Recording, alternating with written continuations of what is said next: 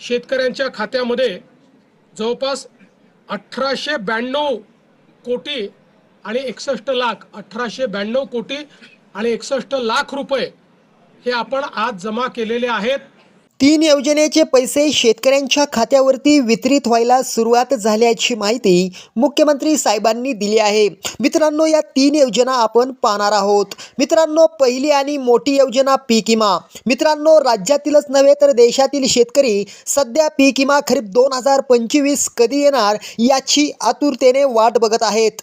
आज अखेर राज्यातील जवळपास सर्वच जिल्ह्यातील म्हणजेच राज्यातील 30 जिल्ह्यातील शेतकऱ्यांच्या खात्यावर आजपासून पीक विमा जमा होणार असल्याची माहिती केंद्रीय कृषी मंत्री शिवराज मामा चौहान यांनी दिली आहे। यामध्ये महाराष्ट्रातील पात्र शेतकऱ्यांची संख्या, मिळणारी रक्कम व पात्र जिल्ह्यांची यादी देखील त्यांनी प्रसिद्ध केली आहे।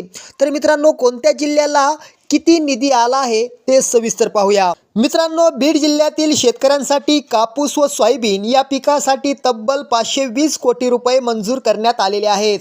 त्यानंतर मित्रांनो, बुलढाणा जिल्ह्यातील शेतकऱ्यांसाठी कापूस आणि सोयाबीन या पिकासाठी तब्बल 620 कोटी रुपये मंजूर करण्यात आले आहेत।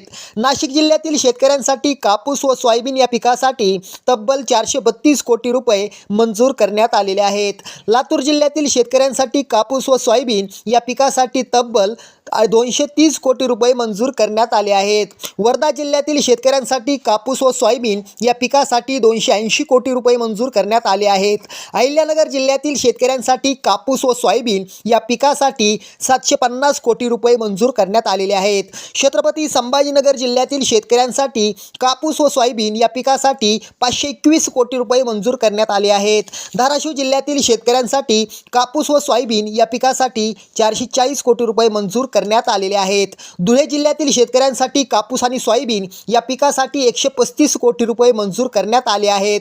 मित्रांनो, त्यानंतर सातारा जिल्ह्यातील शेतकऱ्यांसाठी कापूस व सोयाबीन या पिकासाठी 198 कोटी रुपये मंजूर करण्यात आले आहेत। कोल्हापूर जिल्ह्यातील शेतकऱ्यांसाठी कापूस व सोयाबीन या पिकासाठी 128 कोटी रुपये मंजूर करण्यात आले आहेत। परभणी जिल्ह्यातील शेतकऱ्यांसाठी कापूस व सोयाबीन या पिकासाठी 599 कोटी रुपये मंजूर करण्यात आले आहेत। रायगड जिल्ह्यातील शेतकऱ्यांसाठी कापूस आणि सोयाबीन या पिकासाठी 147 कोटी रुपये मंजूर करण्यात आले आहेत। नांदेड जिल्ह्यातील शेतकऱ्यांसाठी कापूस व सोयाबीन या पिकासाठी 425 कोटी रुपये मंजूर करण्यात आले आहेत। चंद्रपूर जिल्ह्यातील शेतकऱ्यांसाठी कापूस व सोयाबीन या पिकासाठी 332 कोटी रुपये मंजूर करण्यात आले आहेत। मित्रांनो, उर्वरित जिल्ह्यांची माहिती व राहिलेल्या 2 योजनेची माहिती आपण उद्याच्या व्हिडिओमध्ये पाहणार आहोत। काही कारणास्तव हा व्हिडिओ याच ठिकाणी संपतोय असं मी जाहीर करतोय। धन्यवाद।